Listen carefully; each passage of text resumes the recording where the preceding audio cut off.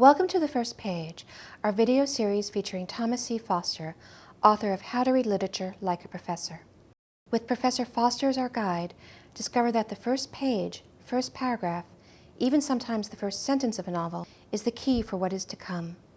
The opening provides up to 18 important clues to the rest of the novel.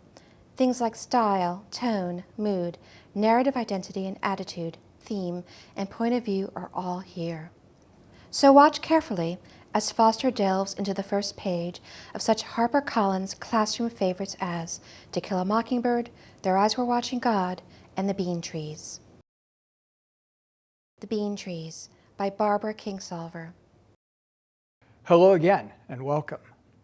We're sort of particular about letting just anybody tell us a story. There are a lot of people I'd rather not hear from, some of whom I have, but that's another story altogether. So we'll stick to the novels.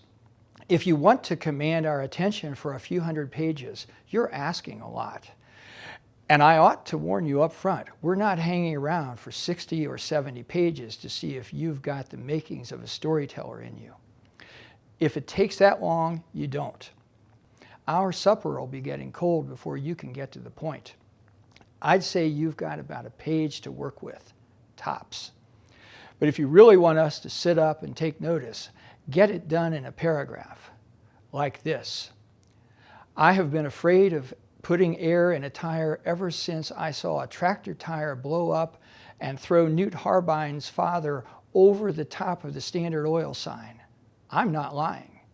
He got stuck up there. About 19 people congregated during the time it took for Norman Strick to walk up to the courthouse and blow the whistle for the volunteer fire department. They eventually did come with the ladder and haul him down, and he wasn't dead, but lost his hearing and in many other ways was never the same afterward. They said he overfilled the tire. Now that's a marvel of efficiency. The first word announces the point of view, which will be first person and, as we later discover, central, meaning this is the main character speaking. We get a sense of her voice with the short, I'm not lying, and in about 19 people. How do you have about 19 people? 18 3/4? We know a lot about the setting of this first scene and the pace of life that Norman Strick walks up to the courthouse to summon the volunteer fire department. Moreover, the language of, in many ways, was never the same afterward is just perfect. No, I don't suppose he would be, but how many narrators would use just that formulation? The key to the whole opening, however, at least for me, lies in the first 4 words, I have been afraid. There's a grammar of fictive openings, a sort of compact between writers and readers that says, whatever emotional or mental state the novel presents on first meeting the main character, it had better prove true in the long run, or have a darned good excuse. This one holds.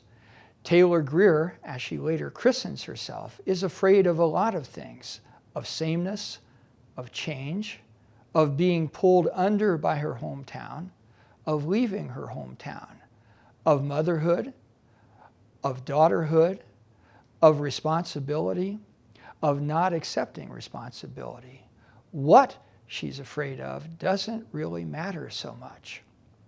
What really matters is that she's a creature of fears and that the main struggle of the novel has to do with her being brave enough to become herself. This is a road novel, after all, a journey from rural and small-town Kentucky to Tucson, Arizona, and like nearly all road novels, this one is really a quest for Taylor to become Taylor, to become her possible self. It's not so much a mystery, since she narrates what we don't expect to be a tale of abject failure, but rather a voyage of discovery in which she invites us to come along, braving road hazards and bad tires all the way. How can we say no? For more information about The First Page, please visit www.harperacademic.com.